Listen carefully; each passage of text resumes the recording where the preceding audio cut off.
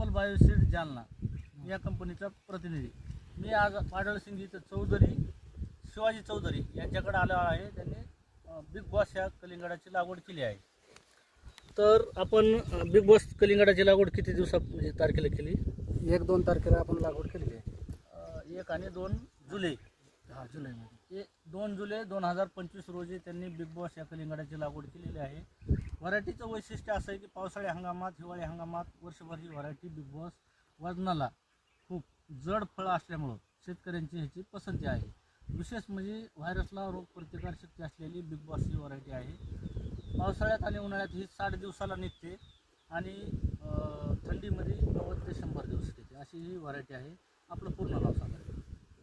नमस्कार, मी शिवाजी सुखदेव चौधरी, राहणार पाडळसिंगी, तालुका गेवरा, जिल्हा बीड. आपण किती क्षेत्रावर लागवड केली? ही आपण आता 1 एकर काही गुंठे शेत आहे आणि त्याच्यात 1 बेडवर आपण हे लागवड केलेली आहे. 5 पाकेट आपण लागवड केलेली आहे.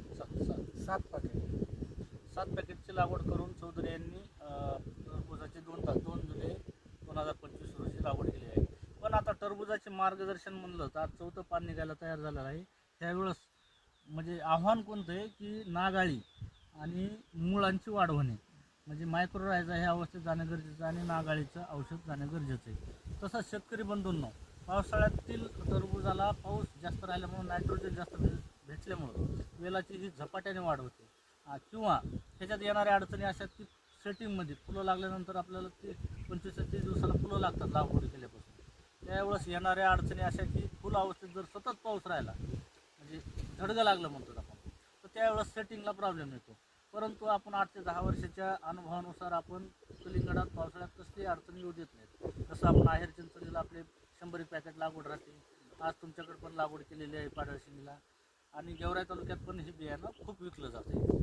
तर त्यावेळेस फक्त येणारी अडचणी अशी की मधमाशी येत नसल्यामुळे सेटिंग लांबते आणि वेल जास्त जुळल्यानंतर मग वेलात वेल घुसल्यानंतर काय होतं, मधमाशीमध्ये घुसत नाही.